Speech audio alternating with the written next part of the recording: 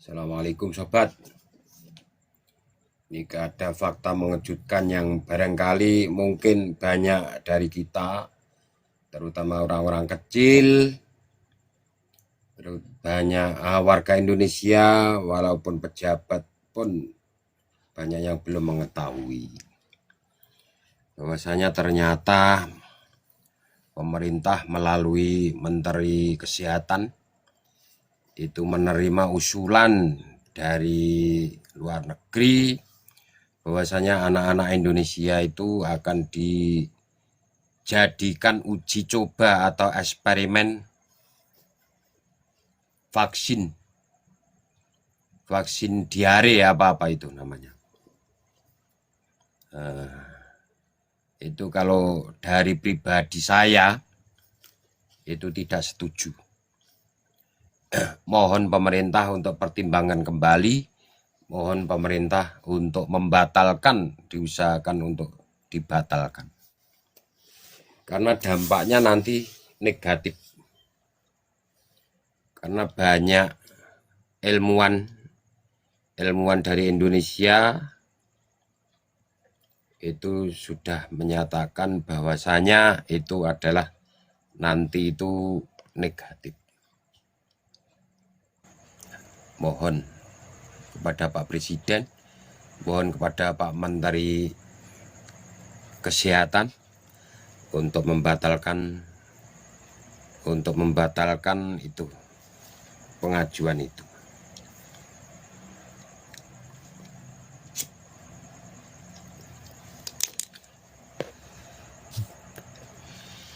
Kita itu yang dari kemarin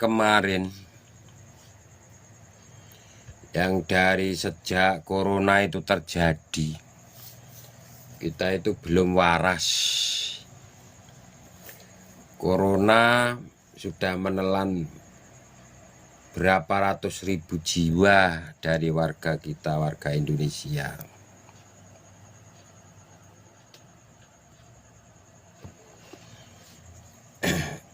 Ternyata masih ada lagi. Apa karena Indonesia itu negara yang dijajah oleh kebodohan ya? Rakyatnya bodoh-bodoh, pemimpinnya juga ikut bodoh.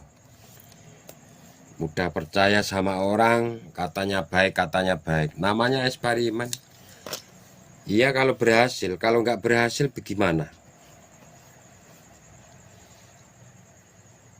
Uji coba loh saudaraku. Uji coba kok manusia. Jadi apa? Kita itu dijajah tidak dengan pasukan militernya, akan tetapi dengan politik. Akan dijajah dengan politik. Kalau nanti itu terjadi, bagaimana dengan anak-anak kita? Mohon ditinjau kembali Pak Presiden dan terutama Bapak Menteri Kesehatan.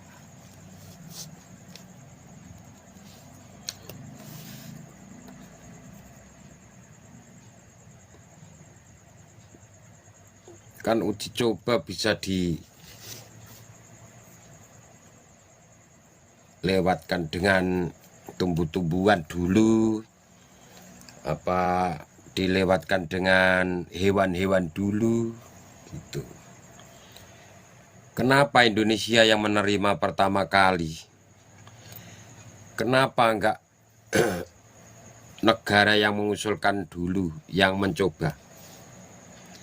Rakyatnya dulu yang dicoba. Kenapa orang-orang Indonesia? Kenapa anak-anak Indonesia? Tuh, meskipun saya ini orang kecil, orang yang nggak tahu apa-apa, yang tidak punya apa-apa, dan bukan siapa-siapa, saya menolak. Saya nggak suka itu. Indonesia hanya dijadikan apa?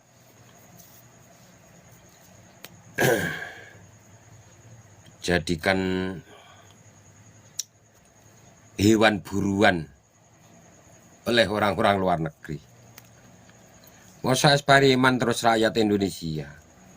Kenapa enggak rakyatnya sendiri sana? Terus apa namanya? Bahayanya lagi, pemerintah Indonesia lewat Menteri Kesehatan menerima itu. Wah, bahaya itu. Corona kemarin Indonesia sudah banyak kehilangan jiwa. Nah, itu juga politik, korban politik. Jiwa yang melayang itu korban politik menurut saya. Bukan mati karena takdir, akan tetapi ada rekayasa, ada konspirasi di balik semua itu. Nggih napa mboten? Lah aku positif. Saya berkeyakinan bahwa itu ada konspirasi aja. Wong tetangga saya hanya sakit panas biasa, dibawa ke rumah sakit masih senyum-senyum iseng guyang-guyu. Ternyata sampai di rumah sakit 1 malam sudah dibawa pulang diantar oleh ambulan. Katanya dinyatakan kena corona. Saudaraku, kita itu sudah banyak tertipu dari pihak-pihak sana dan diaminkan oleh pemerintah kita. Wonge mlebu rumah sakit guyang-guyu, di rumah sakit masih senyum-senyum, ternyata pulang tinggal bangkai. Coba pikir aja itu yang bertanggung jawab adalah pemerintah yang memimpin pada saat itu.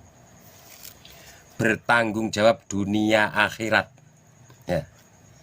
Saiki guyang-guyu nggak apa-apa, saiki menango nggak apa-apa. Saiki tidak dituntut oleh rakyat Indonesia, nggak apa-apa. Akan tetapi nanti kamu akan dituntut di akhirat nanti.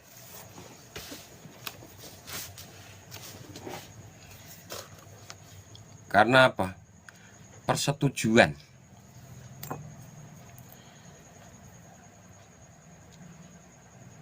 Saya tidak menuduh kalau disuntik mati. Akan tetapi saya mencurigai itu. Corona itu sesungguhnya penyakitnya tidak terlalu berat. Ya memang penyakit ada yang berat, kalau disertai dengan penyakit yang lain memang corona bisa berat. Akan tetapi yang orang yang kena corona biasa itu masih bisa disembuhkan dengan memperbanyak minum vitamin dan buah-buahan. Juga gizi, makanan yang bergizi, yang gizinya cukup. Tapi kenapa harus di rumah sakit? Itu adalah konspirasi. Itu adalah politik.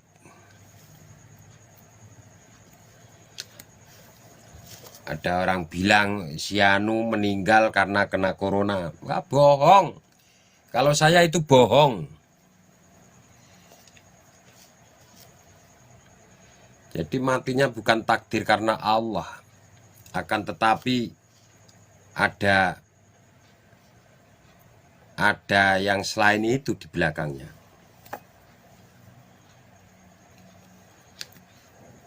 Terus sekarang mau diulangi lagi. Naudzubillah summa naudzubillah. Mudah-mudahan Allah Subhanahu wa ta'ala menyelamatkan warga negara ini dari pengaruh-pengaruh jahat, dari orang-orang jahat.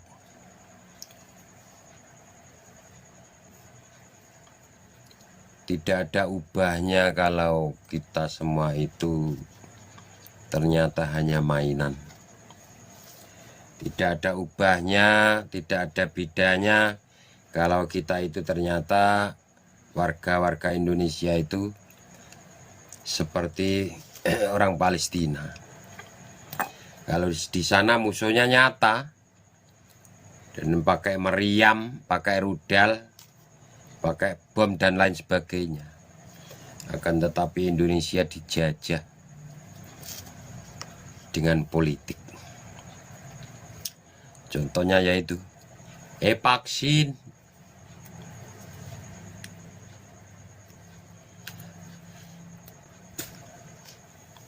Kalau ternyata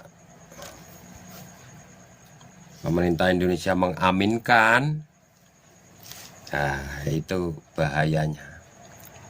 Bahaya untuk warga negara Indonesia dan juga harus ditanggung jawab seluruhnya, dunia dan akhirat dari pemimpinnya.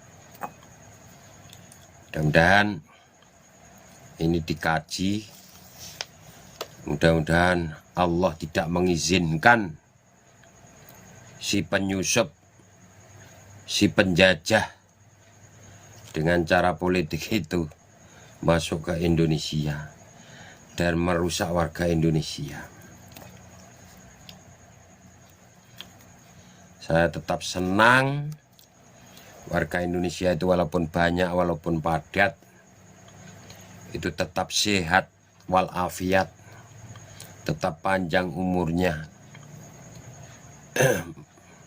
Karena orang Indonesia itu sudah menderita dari dulu, sejak penjajahan Belanda, penjajahan Jepang, sampai penjajahan PKI. Ternyata sekarang sudah dinyatakan merdeka pun masih belum merdeka sesungguhnya. 50% Indonesia itu belum merdeka. Naudzubillah summa naudzubillah. Saudaraku yang semoga dirahmati dan diridhoi Allah Subhanahu wa taala. Mari kita berdoa mudah-mudahan Indonesia aman sentosa dan mendapatkan kemerdekaan yang sesungguhnya, merdeka yang benar-benar merdeka.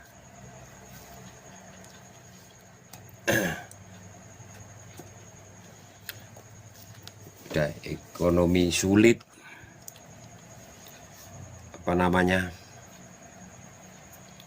banyak di luar sana, orang-orang luar negeri itu mendapatkan gaji yang cukup, hanya cukup dengan sekolah SD. Akan tetapi Indonesia, orang-orang Indonesia S1, S2 hanya mendapatkan upah 3 juta per bulan. Nah, itu kan unik namanya. Itu namanya apa ya? Sampai nggak tahu aku karo karpe.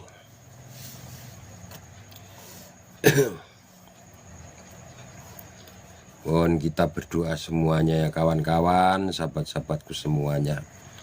Mudah-mudahan Indonesia ini dijauhkan dari mara bahaya, dijauhkan, dilepaskan dari orang-orang yang jahat. Dan mudah-mudahan kita yang seperti Palestina ini, mudah-mudahan dirahmati Allah, dilindungi oleh Allah Subhanahu wa taala, dilepaskan dari segala penjajahan. Karena sesungguhnya penjajahan di atas bumi harus dihapuskan karena tidak sesuai dengan peri kemanusiaan dan peri keadilan. Itu kata pepatah di dalam Undang-Undang 45. Nah, menurut kawan-kawan, menurut saudara-saudaraku gimana? Kira-kira aku ngomong ini salah. Lah salah mohon dibenarkan. Kalau nggak suka ya abaikan saja. Kalau suka ya didukung. Ya, saya memohon kepada pemerintah Pak Prabowo utamanya dan Menteri Kesehatan yang paling penting itu untuk menolak rancangan itu. Karena perlu diingat, kita hanya punya waktu kira-kira 6 bulan lagi. Uji coba akan diluncurkan mulai tanggal 1 Desember 2025. Biasanya Indonesia itu menekan. Jadi kalau nggak mau vaksin, nggak dikasih surat. Kalau mau pergi kemana-mana, nggak dikasih izin, nggak dikasih bikin surat apa-apa. Itu dulu waktu corona, pengalaman kan. Semuanya harus bersertifikat vaksin. Nah, itu adalah pembodohan. Itu pembodohan. Samanya nanti itu kalau terjadi, anak-anak kita yang masih sekolah itu divaksin. Kalau tidak mau divaksin, kemungkinan besar orang tuanya kalau tidak memperbolehkan dipenjara, kemungkinan besar. Kemungkinan juga bisa nanti itu ngurus surat apa-apa tidak diperbolehkan tanpa surat atau tanpa sertifikat vaksin itu tadi. Itu loh pembodohan orang-orang Indonesia. Aku heran. Aku heran. Ngono kok diiyakan ngono loh. Terus rakyat kecil diintervensi, ditakut-takuti. Kalau nggak punya ini nggak bisa begini. Kalau nggak punya itu nggak bisa begitu. Ngono loh. Lucune kaya ngono kuwi. Pemerintah mendukung penjahat. Kalau bisa usahakan dikaji ulang, Pak. Mudah-mudahan suara saya ini bisa didengar. Suara saya ini disampaikan.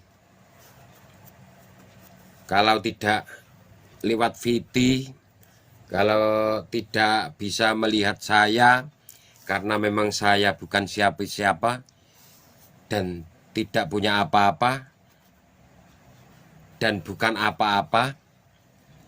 Mudah-mudahan Allah mengabulkan doa kami semuanya, doa kita semuanya. Mudah-mudahan suara saya ini dimasukkan oleh Allah, dibawa angin, disampaikan kepada Pak Presiden dan kepada Menteri Kesehatan. Amin ya Rabbal Alamin. Kiranya kawan-kawan, saya live hanya sampai di sini. Mudah-mudahan ada manfaatnya, mudah-mudahan ada barokahnya, mudah-mudahan tidak membuat orang tersinggung, akan tetapi membuat orang berpikir. Karena apa? Yang memperhatikan, yang mendengarkan suara orang yang mengkritik itu ada dua. Satu orang pandai, yang satu orang goblok. Kalau orang goblok pasti tersinggung. Nah, kalau orang pandai pasti berpikir, apa iya ya? Apa benar ya? Apa betul ya? Ngono. Tapi kalau orang bodoh pasti tersinggung. Lalu mencari pembenaran. Kalau ucapan saya itu pasti salah. Katanya fitnah. Katanya apa? Kena undang-undang ITE dan lain sebagainya. Ini negara demokrasi, nggak mudah seperti itu. Jadi suara rakyat, bagaimanapun suara rakyat itu harus didengar. Itu kalau orang pandai begitu. Tapi mohon beribu-ribu maaf. Kalau ada orang yang tersinggung apa yang saya sampaikan, ini insya Allah orang bodoh. Ya toh? Wis toh sopo wae. Aku orang ngarani sopo-sopo. Orang yang tersinggung dengan kata-kata saya ini pasti orang bodoh. Naudzubillah summa naudzubillah. Karena saya pikir saya sampaikan ini ya harus saya sampaikan. Yang saya sampaikan ini adalah insya Allah usulan dan kebenaran. Jika ini dipandang memang tidak didengar, ya nggak apa-apa, diabaikan nggak apa-apa. Akan tetapi yang bertanggung jawab dua orang, satu pemerintah pusat, kedua menterinya yang bersangkutan. Itu yang paling bertanggung jawab dunia dan akhirat. Ngono lho, Pak. Mohon dipertimbangkan ya, Pak. Kami mohon sebagai rakyat kecil yang tidak bisa apa-apa, tidak bisa menemui Bapak secara langsung, saya hanya bikin konten saja. Ini mudah-mudahan menjadi pesan moral, menjadi pesan yang bermanfaat untuk terutama pemerintah pada saat ini yang bersangkutan. Terima kasih, banyak kekurangan, banyak khilafan, mohon maaf yang sebesar-besarnya. Wassalamualaikum warahmatullahi wabarakatuh. Mohon pamit ya kawan-kawan semuanya.